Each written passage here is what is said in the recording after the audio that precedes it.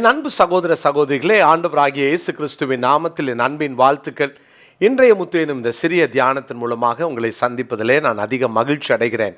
பிரியமானவர்களே, ஆண்டவர் நம்மை காயம் கட்டும்படி விசாரிக்கிறவர். நம்ம கடந்த 3 நாட்களாக நம்முடைய வாழ்க்கையில் வருகிற காயங்களுக்கான காரணங்கள் என்ன, எந்த காயமாக இருந்தாலும் கர்த்தர் அதை விசாரித்து காயம் கட்டுகிறவர் என்பதை நம்ம தியானித்தோம். அருமையான தேவனுடைய பிள்ளைகளே, எரேமியா 30ஆம் அதிகாரம் 17வது வசனத்தை நான் வாசிக்கிறேன்.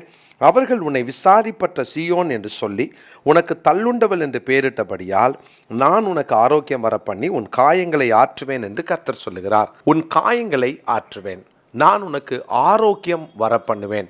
நம்முடைய வாழ்க்கையில் வருகிற காயங்களை எல்லாம் ஆற்றுகிறவர், அந்த காயங்களை அவர் குணமாக்குகிறவர்.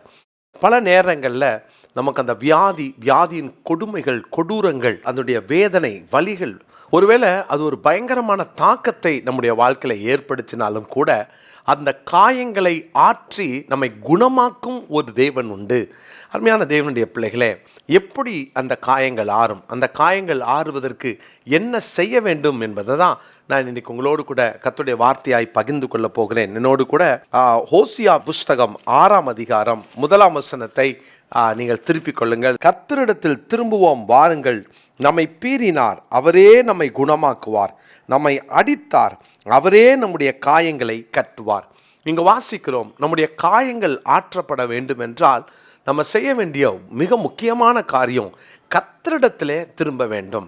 பிரியமானவர்களே, ஒருவேளை ஒரு தகப்பன் அடித்ததுனால அந்த குழந்தைக்கும் ஒரு தகப்பனுக்கும் இருக்கிற உறவு விரிசல் அடைவதை போல காணப்படலாம். ஆனால் என்ன இருந்தாலும் அது குழந்தை, அது அப்பாவுடைய குழந்தை தான்.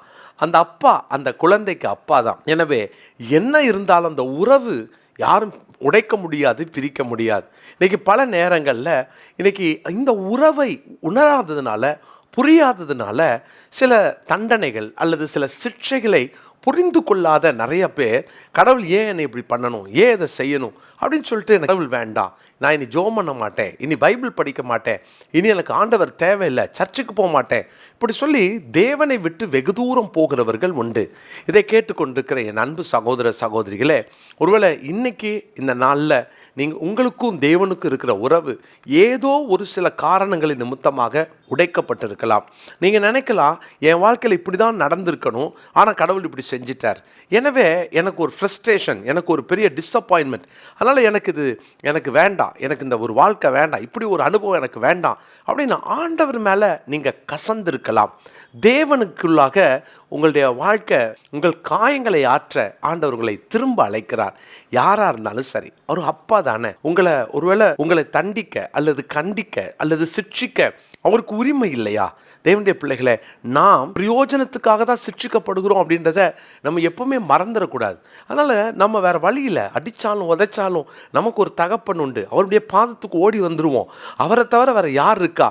பாருங்கள், தாவீது சொல்லுகிறார், நான் மனுஷர் கையிலே விழாதிருப்பேனாக, கர்த்தருடைய கையிலே விழுவேனாக. என்ன அர்த்தம் தெரியுமா?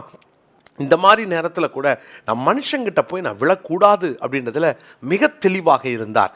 வேதத்தில் எபிரேயர்கள் நிருபம் 12ஆம் அதிகாரத்தில் நான் வாசிக்கிறேன் உங்களுக்காக. எபிரேயர் 12ஆம் அதிகாரம் 9ஆம் வசனம், அன்றியும் நம்முடைய சரீரத்தின் தகப்பன்மார்கள் நம்மை சிற்றிக்கும் போது அவர்களுக்கு நாம் அஞ்சி நடந்திருக்க, நாம் பிழைக்கத்தக்கதாக ஆவிகளின் பிதாவுக்கு வெகு அதிகமாய் அடங்கி நடக்க வேண்டும் அல்லவா? அவர்கள் தங்களுக்கு நலமென்று தோன்றினபடி கொஞ்ச காலம் சிற்றித்தார்கள். இவரோ தம்முடைய பரிசுத்தத்திற்கு நாம் பங்குள்ளவர்களாகும் பொருட்டு நம்முடைய பிரயோஜனத்திற்காகவே நம்மை சிட்சிக்கிறார். பாருங்க, சிட்சைக்கான காரணத்தை என்ன அழகா சொல்லி கொடுக்கிறார். அருமையான தேவனுடைய பிள்ளைகளை, எபிரேயர் 12ஆம் அதிகாரம் 10வது வசனத்தை இந்த நாளுக்குரிய மனப்பாட வசனமாய் குறித்து கொள்ளுங்கள். எபிரேயர் 12ஆம் அதிகாரம் 10ஆம் வசனம், அவர்கள் தங்களுக்கு நலமென்று தோன்றினபடி கொஞ்ச காலம் சிட்சித்தார்கள். இவரோ தம்முடைய பரிசுத்தத்திற்கு நாம் பங்குள்ளவர்களாகும் பொருட்டு நம்முடைய பிரயோஜனத்திற்காகவே நம்மை சிட்சிக்கிறார். அப்படின்னா இதை மட்டும் உணர்ந்துட்டிங்கன்னா, ஒன்று என்னுடைய அப்பா, ரெண்டாவது என்னை நல்லதுக்கு தானே சிட்சித்தார், மூன்றாவது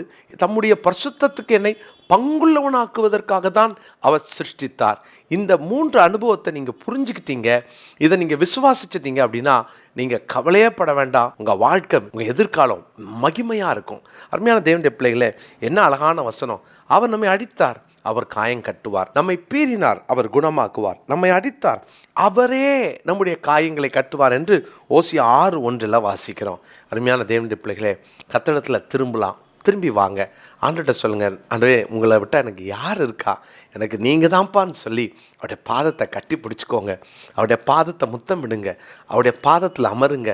அப்பாட்ட சொல்லுங்கள், அப்பா எனக்கு வேறு யாரும் இல்லை, நீங்கள் தான்ப்பா. அடித்தாலும் கண்டித்தாலும் நீங்கள் தண்டித்தாலும் நீங்கள் தான்ப்பான்னு சொல்லி அவருடைய காலை பிடிச்சிக்கலாமா? பிரயோஜனத்துக்காக சிட்சித்தார்னு யாரெல்லாம் விசுவாசிக்கிறீங்களோ நீங்கள்லாம் தைரியமாக ஆண்டவர்கிட்ட வாங்க. அவர் நம்மை காயங்களை கட்டுகிற தேவன். திரும்பினால் அவர் நம்மிடத்திலே தம்முடைய அன்பையும் சகாயத்தையும் காட்டுவார். எரேமியா 3:22 நான் வாசிக்கிறேன். சீர்கெட்ட பிள்ளைகளே திரும்புங்கள், உங்கள் சீர்கேடுகளை குணமாக்குவேன் என்றார். இதோ உம்மிடத்தில் வருகிறோம், நீரே எங்கள் தேவனாகிய கர்த்தர். இதோ உம்மிடத்தில் வருகிறோம். நம்மளும் சொல்லலாமா? இதோ உம்மிடத்தில் வருகிறோம், நீரே எங்கள் தேவனாகிய கர்த்தர். வாழ்க்கையில் என்னைக்கோ நடந்த ஒரு காரியத்துக்காக இன்னைக்கும் ஒருவேளை மறக்க முடியாமல் ஆண்டு மேல கோபத்தில் ஒருவேளை தேவன் வேண்டான்ற நிலைமையில் இந்த வார்த்தையை கேட்டுட்டு இருந்தா, இன்னைக்கு உங்களுக்காக நான் ஜெபிக்க விரும்புகிறேன். ஒரு நல்ல தீர்மானம் எடுங்க. இன்னைக்கு ஆண்டவர் ஒரு வாய்ப்பு தரார். ஓடி வாங்க. உரிமையோடு கண்டிச்சார். பாருங்களேன், உங்கள் அப்பா திட்டிருக்க மாட்டாங்களா? உரிமையோடு தானே திட்டினாங்க. என் பிள்ளை நல்லா இருக்கணும் அப்படின்னு தான் நான் கண்டித்தேன் அப்படின்னு தானே அப்பா சொல்லுவாங்க. அதுக்காக அப்பா பிள்ளை இல்லைன்ற உறவு உடஞ்சி போயிருமா? அதே மாதிரி தான், அதை விட 1000 மடங்கு பெரிய ஒரு உரிமையோடு, அந்த ஒரு மகிமையோடு அந்த நம்முடைய தகப்பனாகிய தேவன் நம்மை கண்டித்தார், சிட்சித்தார். அவரை விட்டுட்டு எங்கே போகிறீங்க? எவ்வளவு தூரம் போயிருந்தாலும் திரும்பி வாங்க. அப்பா ஏற்றுக்கொள்வார். அதனால தான் இளையகுமாரன் வந்தோடனே அப்பாவுக்கு ஒரே சந்தோஷம். அப்பா சொல்கிறாரு, காணாமல் போன என்னுடைய மகன் இப்போ கிடைச்சிட்டான், மரித்து போன என்னுடைய மகன் திரும்ப பிழைச்சிட்டான், உயிர் தெழுந்துட்டான்னு சொல்லி அங்கே பெரிய விருந்து செய்து சந்தோஷப்படுகிறார். நம் நிமித்தம் அவர் சந்தோஷப்படணும்னா திரும்புங்கள், அவர் உங்கள் காயங்களை கட்டுவார். ஜெபிக்கலாமா? நல்ல தகப்பனே, எங்களுக்கு யார் இருக்காப்பா? உம்மை தவிர எங்களுக்கு வேறு யாரும் இல்லை. நம்பிக்கையோடு, உறுதியோடு, நிச்சயத்தோடு உங்கள் பாதத்துக்கு நாங்கள் வரோம். ஒருவேளை இன்றைக்கி யாராவது பின்வாங்கி போய், ஆண்டவரே எனக்கு ஏன் இது நடந்துச்சுன்னு சொல்லி கேள்வியோடு கூட உங்களை விட்டு விலகி போயிருந்தா, மறுபடியும் உடைய பிள்ளைகள் உங்கள் பிரசனத்துக்குள்ளே வரட்டும், திரும்ப கட்டப்படட்டும். ஆண்டவரே, ஒருவேளை எதேச்சியாக இந்த செய்தியை கேட்டுட்டு இருந்தாலும் நீங்கள் ஒரு திட்டத்தோடு தான் இந்த வார்த்தையை உங்கள் பிள்ளைகளோடு பேசிகிட்டு இருக்கிறீங்க என்பதை உணர்ந்து உமக்கு நன்றி செலுத்துகிறோம். கர்த்தர் தமது பிள்ளைகளை குணமாக்கும், விடுதலையாக்கும், உடைய நாமத்தை மகிமைப்படுத்தும். கர்த்தருடைய வார்த்தை பக்கமாய் இழுத்து கொண்டதற்காக உமக்கு ஸ்தோத்திரம். உடைய வசனத்துக்காக நன்றி செலுத்துகிறோம். இயேசுவின் நாமத்தினால் காயம் கட்டுகிற தேவனுக்கு நன்றி சொல்லி ஜெபிக்கிறோம். நல்ல பிதாவே, ஆமென்.